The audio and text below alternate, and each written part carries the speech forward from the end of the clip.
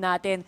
Here we go. Yes, ito na mga kaibigan. So, anything can happen dito. Sa game number 3, kayo kung anong nostra nyo. Ano ba sa tingin nyo? Sino dito sa dalawang team na to? Don't forget to comment dyan sa ibaba kung sinong sinusuportahan nyo. Pero to be honest, sa inyong lahat tayo dito, panalo sa pagpanood pa lang nitong ng series nitong dalawang team na to. And so far, I think nawawala na yung focus ng NXP for going for bans agad on the tanks, the big tanks, which is very, very good para kay Chuck. Baka, feeling ko kung ako yung Execration, first pick tank na ako, no? Exactly. Kasi for sure may mawawala at mawawala eh. And the bans are for the Yuzong. I think Yuzong obviously deserves a lot of banning. Despite the nerf, kahit na-nerf na itong hero na to, napakahapdi pa rin talaga. Especially pag nag-compress yung mga kalaban mo sa paligid mo, aabsorban mo lahat ng ano. Exactly. Saka ano din mostly yung Yuzong heroes, players natin is on the execute. Oo. Parang, di ba pagka kumuha ka ng medyo, going back dito, I really like the first pick dito na Execration na having the Farsa. And what that makes me think that NXP Solid are willing to give the Farsa as long as makuha nila yung Kufra ni Yawi. Yeah, and Yawi actually is going to be on a very comfort hero here para sa NXP Solid, which is that Kufra. And I'm pretty sure medyo napangiwi ng konti si Chakno doon. I'm pretty sure gusto niyang mag-highlights dito si Chakno din, di ba? Pero of course, it will be the most solid picks from NXP, which is that Ling from the last game as well. Totoo yan, Kuya Rockard. What I'm thinking right now is that kung kukunin na ba nila kagad dito yung hero ni Chakno kasi Atlas is still open. But if they're gonna be miss this opportunity, posibleng maban dito. Pero yun na nga, they're gonna be taking down the Atlas. Kasi if ever man na, sabihin na natin, yes, may tank na ditong NXP Solid, but still, this is a 5-hero ban, 10-hero ban mga kaibigan, and most likely mababan niyang Atlas. So, I guess medyo nandun tayo sa part ng ng comfortable picks nilang lahat to I mean, eto Max on Farsa, Benny Cutie sa Cho, Chakno on Atlas. Meanwhile, yung kabila, ganun din. Yes, and on the other side, NXP, siya din yung isa sa mga pinaka-solid na, aside from Chakno, siya din yung isa sa mga pinaka-solid na Khalid player na nakita natin from last week, where ginamit ng NXP yun and they won in a very big way. Now, yung comfort heroes naman ngayon is, naisipin natin is, kamusta kaya? Sino kaya gagamitin? Ni Kuya Billy Boy. Yun ang malaking tanong. Wait, anong pang sideline pa ba? Sige, pwede natin pag-isipan dito. What are the side lanes na pwede pa rito kay Kuya Billy? Makakita kaya tayo dito nung dati niyang ginagawa na yung Grak side lane. Uy, iba yun, no? Oo, medyo kakaiba yun. Medyo hindi siya yung makita mo lagi kasi technically Grak is very difficult. Napakahirap niyang gamitin sa side lane kasi clear ng clear and then you're forced to rotate everywhere else. So minsan naiiwan yung lane mo. Pero again, na-pull off naman nila yung last season. I think that was last season. Yes, last season. And who knows, it could happen here. Pero Rene J ban on the Hellcourt is something na dapat talaga irespeto din ng Execration and they did that. Yes, yun na nga mga kaibigan. What's gonna be the pick dito for Rene J? So I really like the band din ng Hellcourt kasi isa rin talaga yan sa mga heroes ni ni Rene J and the Cho na nasa kamay dito ni Benny Cutie. Comfort na comfort yan for Benny Cutie. And Esmeralda is ban and that might be parang familiar to Yes, I mean Gato Kacha, probably baka magpalit sila dito. Will Rene J be the one to use the Khalid? Kasi I think MB is the one who's using the Gato Kacha for the side of NXP Solid. That's true. Kanina, he was the one who used it. And pwede din namang si Rene J going for the off-lane Khalid, which is uncharacteristic. Pero it still works. And tama pa rin naman sa roles.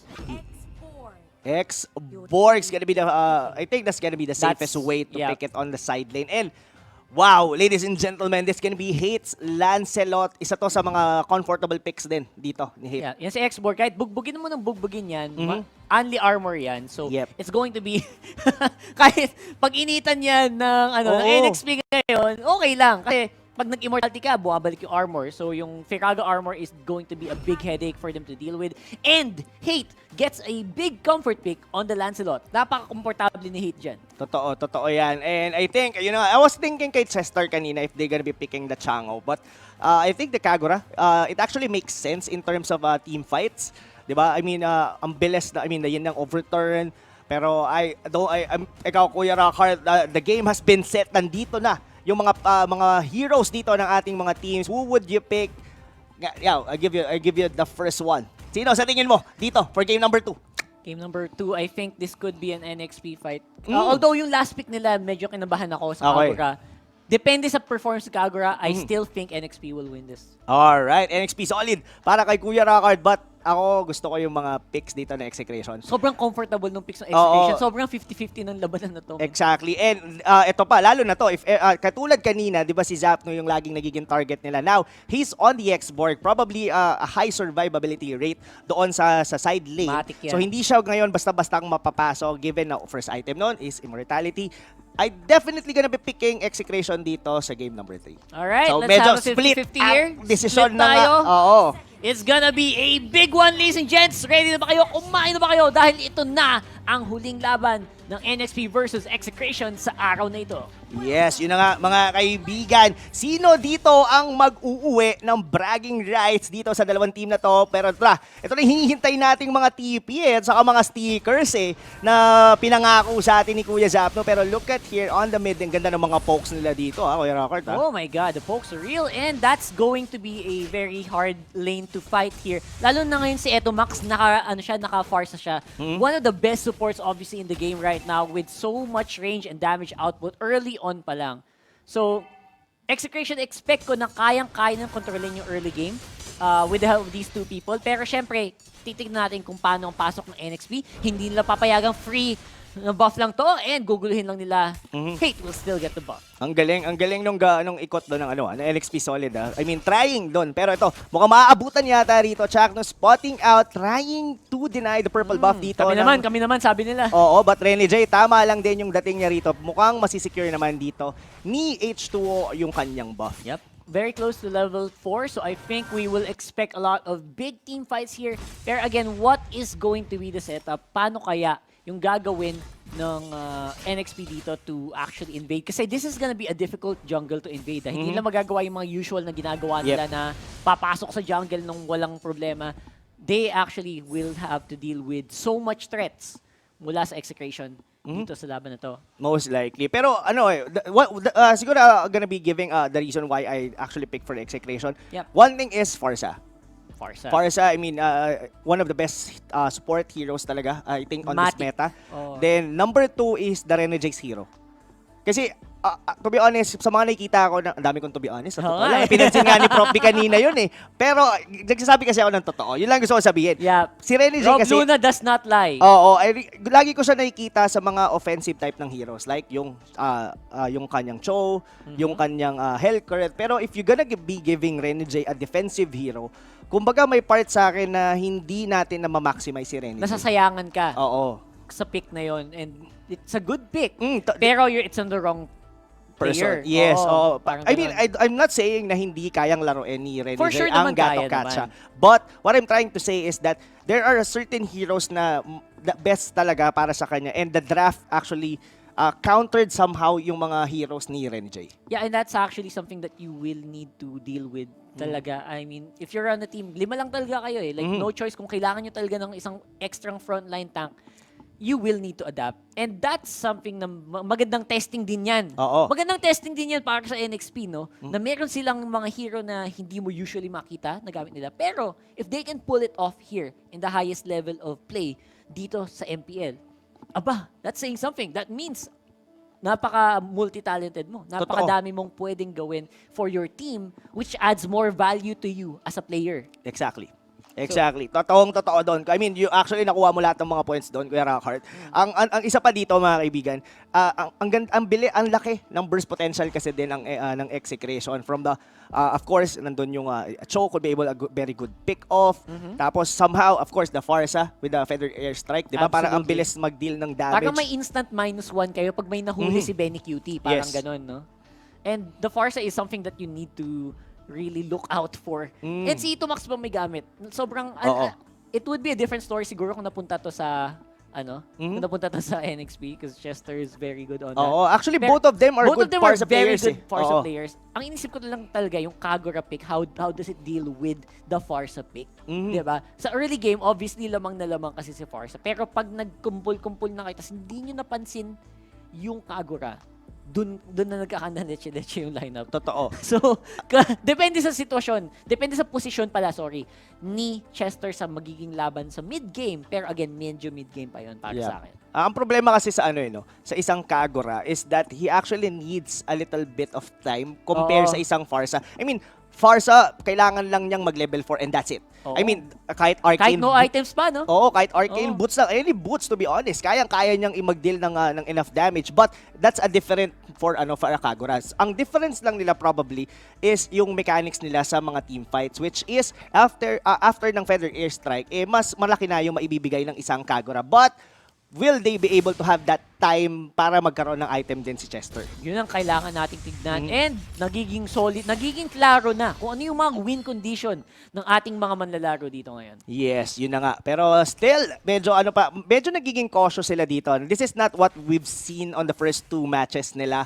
And I think ang unang sagupaan natin dito paglabas pa ng first turtle Yeah, for sure, the first turtle is going to be the biggest deal. Lalo na si H2O. Matang-mata niya yan. Like, if he does not get the turtle early on, that's gonna be a problem. But looks like it's gonna be a team fight here sa mid lane. Mga kaibigan, si Hate na nadulas yata dito. With H2O picking up the first blood. I think he wanted to dive further. Ang maganda kasi doon, Kuya Ra, ang ganda ng pwesto din doon ni Renny J. Naka-ready yung niya doon, yung tawag dito, yung pag-taunt niya doon, tapos naipit sila, even with the Jit Kundo doon. Pero, wow, what a very timely play doon for pero dito tumalon si Yawi not being hitting with Benny Cutie and ang daming TP kong nakita doon. Yep, that's a lot of TPs and Benny Cutie showing na napaka-confident niya, kayang-kaya mag-survive there on the bottom lane. Pero ngayon, Turtle in 10 seconds, ano ang magiging reaksyon ng Execration dito? Yes, but still, they're still waiting na mag-level 4 dito. Ito yung yung timing minsan pagka sa purple buff, pag kinuha mo siya agad, sumasakto siya sa labas din ng turtle. Exactly. So, ito na yun. Now that meron ng buff si Hate kahit paano, wala siyang orange pero may blue siya, so kaya niya mag-skill spam ng konti para maging mas komportable sila dito sa laban, sa ilalim ng turtle, which is mangyayari na yata in a few moments. Execration, inunahan na agad ang NXP. NXP going in and starting to do the collapse. Yes, pero wala yata ditong pangpalipad si Eto Max, but the ultimate coming from Yawi will be there just to secure. Chester will be taking down that Farsa. One man down for the side of Execration. But ito na kaya, kukunin na kaya nila dito ang turtle ng NXP Solid. Nga ba sinasabi natin mga kaibigan, now NXP after 1 kill lang on Ito Max, si Farsa pa nawala. No more vision and no more damage output. They could do this, pero syempre dahan-dahan muna. Chakno, gahanap ng pwesto, looking for the big fatal links. Secured by Renny J ang turtle, hindi na bigay kay H2O. Ang ganda ng Fatal Links pero hindi enough yung follow-up dahil si Eto Mac, isa lang yung tumama dun sa Feather Airstrike. Raging Sunstorm will be there. Yawi dito, pinapakuluan, pinapainitan dito ni paring Z4pnu. H2O going all in and MB still alive doon sa may bandang likuran ng NXP Solid. Napakagandang pasok nun. Of course, we still have a sacrificial lamb here. Yawi going down. Pero again, turtle on the wrong target. So masakit-sakit si Renny J dito. Akala yata niya health pa siya eh. Ang maganda sa ginawa doon ng NXP Solid is hinold nila si Chakno. Kumbaga hindi nila pinilit yung Lord. Then yes, nakakuha na magandang Fatal Links at actually tatlo or actually 4. Pero yun nga lang hindi umabot doon yung backup dito ng Execration. Still, hindi ko be able to pull off at least killing Yawi on the process and MB medyo nabuhay siya doon. Ang pinakamalaking doon is nahuli si Hate. Yeah, sobrang sayang nung engage si Chakno kasi yung follow-up kulang lang din. Tapos nahuli pa nga si Hate. Which is naging napakalaking problema dito para sa Execration. Now, it is going to be NXP barreling down! Beautiful Tiger's Revenge and the Fatal Links para makaganti. Pero makakatakas naman ng NXP doon sa engage na with Renny J with the zone. Grabe! Panigurado? Grabe! Kuya Rockert, sobrang MVP ng mga galawan dito ni Yawi. I mean, yes, with the Tyrant's Revenge doon, huli niya kagad yung dalawa. At then as well, Renny J just zoning out with the Avatar of the Guardian, giving an anxiety dito kay Eto Mac. Hindi siya basta-bastang makapag-feathered airstrike. That's kasi pwede siyang biglang talunan ni Renny J. And Renny J definitely knew when to go in. Kailangan niya i-secure yung tower na yun. Kailangan nila ma-secure yung HP din nila H2 kasi napuwersa din sila H2 na mag-Tempest of Blades para makaiwas sa damage output. And syempre, Avatar the Guardian, great zoning tool. Kahit hindi tumama yan, basta takutin mo lang yung kalaban mo, nagawa mo na yung trabaho mo. Exactly. Looks like Hate dito, hindi nakakakuha ng the usual place niya sa kanyang Lancelot. Lagi siyang napipick up dito mga kaibigan. Feather is like, look at Yawi, look at the avatar of the Guardian from Renegade hitting the Farsa. 2-man down para sa side ng Execration. May fatal links pero hindi enough. Chakno dito mukhang mapanganib. Habol na. MB will be taking down the Atlas and that's gonna be a 3-man down for Execration. May susunod pa nga yata record. That's gonna be Z4pnu almost killing everyone from the side of Execration. Benny Cutie just getting a consolation tower dito sa bandang ibaba. Mga kaibigan, ang score 1/10. Nako po, delikado sa social media ang mga ganitong score. Nako po, oo, napopost ang mga ganitong score mga kaibigan. We will have to see if Execration kaya ba nilang i-tilt back ang laban na to because that is becoming very difficult for them to win. Lalo na ngayon si H2O nakuha na yung turtle na dapat sa kanya. They will go for a fight once more on top lane. Ayaw pa magpapigil, ayaw magpawat. NXP, they will have control of this game with a almost 5,000 gold lead. Oo, grabe. I mean, H2O dito mga kaibigan, ready in the zone. 504 KDA. Literal dito, Rockhart. Talagang nagsusnowball na rito ang NXP Solid as of 7 minutes into the game. They could be potentially na mag-deny na rin dito. Pero si Hate doon na naman yung nahuli. Same spot? Same spot. Ang matindi rito. Kung ano yung score ni H2O, yun naman yung kabaliktaran nung kay Hate. Baliktad na baliktad as in. I cannot believe my eyes. Okay, here we go. Ito, Max. Tuloy-tuloy. H2 ayaw pa rin mapigil with Chester in danger though with the last insanity. Z4pnu na-takedown naman niya ang kanyang karibal. Pero for the meantime, lamang pa rin on the map. Everyone else starting to get in position for a big push. Totoo yan mga kaibigan. 4,000 lead pa lang naman dito ang NXP Solid. And what's, at least there's still gonna be a good juice for Execration because they do have here the Forza that could be able to withstand or at least go into the late game. That Way of the Dragon ni Benny QT pero hindi yata enough, but the Feather Airstrike will be there. Chaknu will be taking down the life dito ni Yawi. And Outer of the Guardian out for Renegade. Yep, dahil doon, and of course, they will still get something for that. Ang problema dito, nagiging hit or miss na, slowly yung mga engage ni Yawi magiging problema kasi pinsan pag sobrang ganda ng momentum mo, mapapa-go ka na mapapa-go. Oo, kumbaga parang ano parang in-hit ka eh. Oo, in-hit Oo, eh, gigil diba? na gigil ka. So parang you have the momentum, you tend to probably commit mistakes kasi nga more on aggression ka going forward. Pero ito, mukhang triangle Behind enemy defense yung lines. pinapakita rito for Benny Cutie pero isipa, kinounter ng Tempest of Blade. Pero Where you H2O, going? para sa likod, eto Max, tamang-tama yung pasok niya pero ang bilis tumalon sa pader doon ni H2O and still gonna be alive dito sa laban na to. Grabe yun. Wala akong masabi doon. Natahimik ako. And of course, makuha pa rin ng NXP yung turtle sa top lane habang nangyayari lahat ng to. H2O should have died. Oo. Pero hindi pa rin talaga. Isang ano na lang yun eh. Isang one hit na lang Isang yun eh. one hit, isang kiliti. Look at that, mga kaibigan. My Yawi gosh. dito trying to check on the bushes dito. Mga kaibigan, still, this is an NXP Solid. A game to lose para sa kanila. It's up for Execration to hold dahil isa na lang or probably yung torrent nila dito ay nauubos ng paunti-unti sa kanilang tier 3 turret na lang halos yung nabubuhay sa kanila aside from the top lane. That's right. And I think gusto na rin tapusin ng NXP Solid yung bottom lane second and yung top lane second. So this is a lot of gold. Isang katutak na gold pero mahuli ba nila sa H2O? Will be going down there. Yawi with a big engage. Fatal Links mag-isa. Ganong kakamahal. Neto. Buhay pa din! Buhay pa din! Kuya Rakay! Grabe naman si Boss Yawi going Oo. down with the last insanity. Pero looks like H2O kuha pa rin ang target sa gusto niya. That's Z4pnu once more on this X-board. Grabe, still 4-man down sa Execration. Si MB tumambay na sa base dito ng Execration. Sabi niya, ako na lang bahala dito mga tol. It's gonna be Eto Max na lang ang buhay. This could be it! This Rockhart. could be it, man. A very, very strong finish kung sakali NXP wants to go in. Tower lock, base lock agad. Pero, Buhay looks pa! like Eto Max, Wala minion wave! walang minion wave. Sinakripisyo niya sarili niya para maklear. Oo, wow! Buti na lang nandun si Eto Max. Hindi pa tapos yung akalain yung laro dahil nandito pa ang Execration. Di pa. Humihinga pa mga kaibigan. And it's still going to be a 9K goal lead. A very solid 1 at 10.5 minutes. Pero, again, hanggat hindi bumabagsak ang base, hindi pa tapos ang labanan. Hate going out of the Phantom Execution. Pero ang problema, bawas niya. Nasaan na? 0-6-3 on that Lancelot. Yes. Ang ano, no, kumbaga parang ang naging play doon ni Chuck, no, sa tara, tanggalin na muna natin sa equation si Yawi. Pero grabe yung kunat doon ni Yawi. Yes, nakahuli. Pero ito, mukhang ang speaking of huli, that's gonna be Chester. Pero si Emby rito, mukhang siya yung susunod. Look at the damage. Eto, Max, dito medyo nararamdaman na ng NXP Solid. Medyo kailangan mo nang i-hold ng NXP yung kanilang aggression kasi pwede pa din kumambak dito ang Execration. Yep. Malaking bagay yung -1 and again, kita nyo naman walang 0-6-0-6.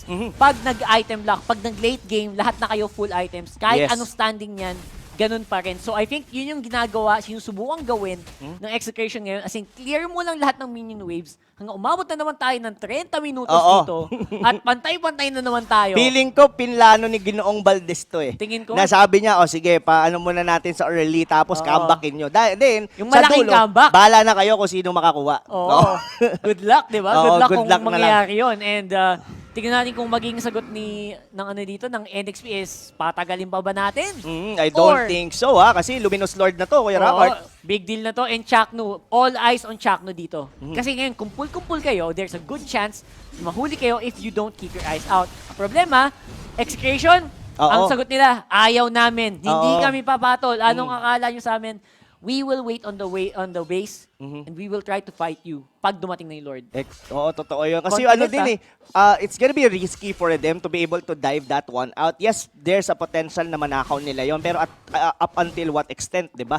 So I think they could be able to hold pa rin naman, like what we said, meron silang Farsa dito that still have an item naman. May Lightning Truncheon na si Etomac dito. Could be able to deal damage. Probably makuha, I think basag naman na yung top lane talaga nila. Yes. So it's gonna be okay. So ang sagot dito for NXP Solid is, kaya ba nila na i-hold yung mga lanes na halos sabay-sabay? Kasi kumbaga yung Lord, hahayaan na nila yan. Tama. Tapos i-flow na lang nila yung mid tsaka yung bot. Pagsasabayin nila yung gitna saka yung ibaba. So, ang tanong is, kaya bang madepensahan ng Execration? And ang I think ito yun, push. mukhang sakto to. Sakto to. Here we go. Sakto, sabay-sabay. Let's go! Will it be a big team fight or will it be a separate fight on top, mid, and bottom? Let's see, Kuya Rob.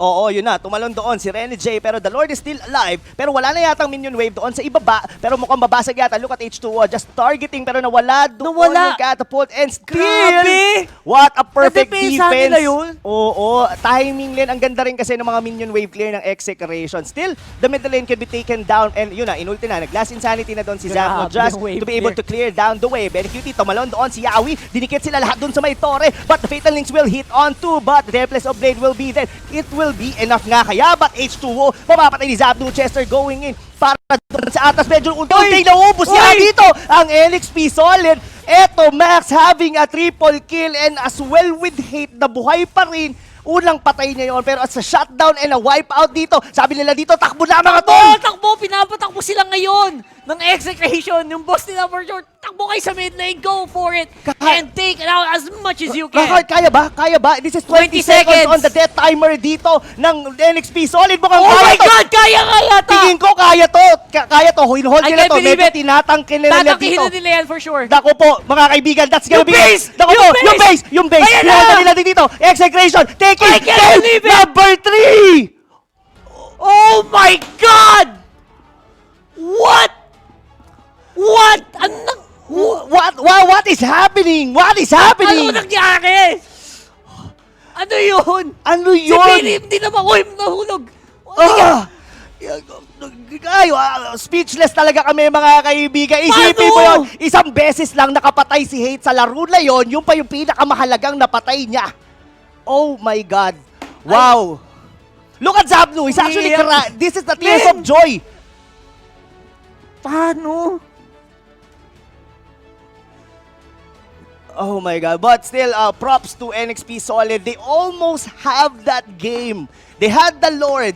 They have all the minion wave. But Execration showing their experience in the MPL. Man, the experience from these guys holding steady. Lahat ng tamang desisyon ginawa nila from